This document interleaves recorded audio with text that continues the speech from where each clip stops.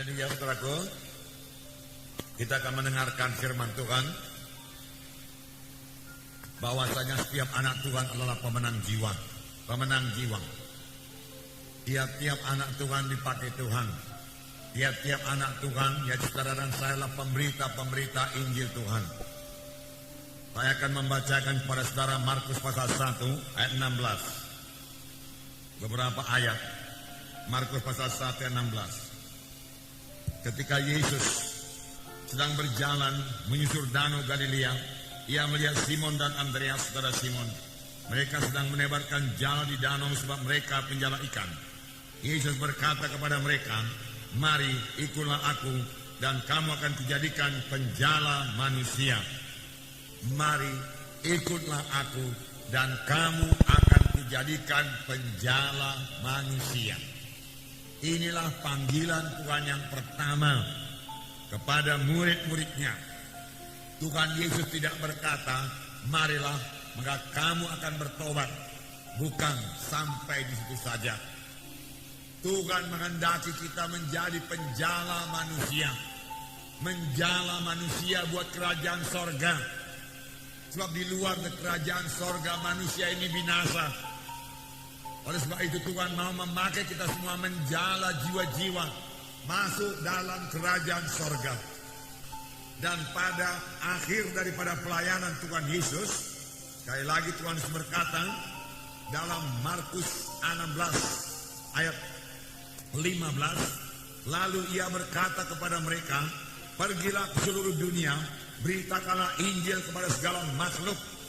Siapa yang percaya dan dibaptis akan diselamatkan, tetapi siapa yang tidak percaya akan dihukum.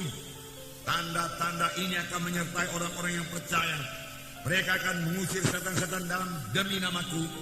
Mereka akan berbicara dalam bahasa-bahasa yang baru bagi mereka. Mereka akan memegang ular, dan sekalipun mereka minum racun maut, mereka tidak akan mendapat celaka. Mereka akan meletakkan tangannya atas orang sakit, dan orang itu akan sembuh." Saudara, akhirnya dari pelayanan Tuhan Yesus berkata, "Pergilah ke seluruh dunia, beritakanlah Injil kepada segala makhluk."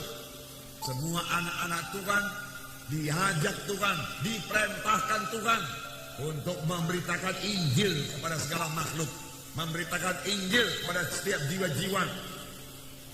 Siapa yang percaya dan dibaptiskan, dialah akan diselamatkan. Setelah percaya, memang kita perlu dibaptiskan. Tetapi siapa yang tidak percaya akan dihukum. Tiap-tiap anak-anak Tuhan perlu jadi pemenang jiwa. Ladang-ladang sudah menghuni. Yohanes 4 ayat 35. Yohanes 4 ayat 35. Yesus melihat ladang-ladang yang sudah menguning. Biarlah kita juga melihat, terlebih pada akhir zaman ini. Mari kita lihat ladang-ladang yang sudah menguning, yaitu jiwa-jiwa yang sudah matang buat dituai. Saya membacakan Yohanes 4:35. "Bukankah kamu mengatakan 4 bulan lagi tibalah musim menuai? Tetapi aku berkata kepadamu, lihatlah sekelilingmu dan pandanglah ladang-ladang yang sudah menguning dan matang buat dituai." Kamu berkata 4 bulan lagi musim menuai. Boleh jadi murid-murid melihat ladang biasa, ladang gandum, yang menurut perkiraan mereka 4 bulan lagi baru bisa dituai karena ladang itu baru-baru ditanami. Tetapi yang dilihat Tuhan ini adalah ladang Tuhan, jiwa-jiwa yang sudah menguning, masak buat dituai. Tetapi aku berkata kepadamu, Tuhan berkata, angkatlah matamu, lihatlah sekelilingmu, pandanglah segala ladang-ladang sudah menguning buat dituai. Sekarang juga kita perlu mengangkat mata kita, memandang ladang-ladang Tuhan sekeliling kita ini. Apakah itu tidak lain daripada jiwa-jiwa yang tersesat, jiwa-jiwa yang terhilang? Tetapi ada satu lagi keluhan Tuhan Yesus, yaitu Lukas 10 ayat 2 dan 3. Saya membacakan kepada saudara. Katanya kepada mereka, tuaian memang banyak tetapi pekerja sedikit. Karena itu mintalah kepada Tuhan yang mempunyai tuaian supaya mengirimkan pekerja-pekerja untuk tuaian itu. Persoalannya di sini, walau ladang-ladang sangat luas, ladang-ladang sudah menguning, siap sedia buat dituai, Tetapi pekerja sedikit. Pekerja sedikit. Marilah bayangkan pada pagi hari ini, saudara berdiri di tepi satu ladang yang sangat luas. Sejauh-jauh mata memandang, saudara melihat padi-padi yang sudah menguning semua. Boleh jadi berkilometer ke sana, menguning semua buat dituai. Tetapi saudara hanya melihat 20, 30, 40 pekerja saja. Pada ladangnya begitu lebar, begitu luas. Dan di kejauhan sana saudara melihat awan gelap datang. Yang berarti badai akan turun, menghancurkan semua ladang-ladang yang sudah menguning itu. Dan pekerja begitu sedikit, hanya 20-30 orang. Tentu akan banyak sekali hasil panen itu akan musnah. Tidak sempat dituai, hancur oleh badai tersebut.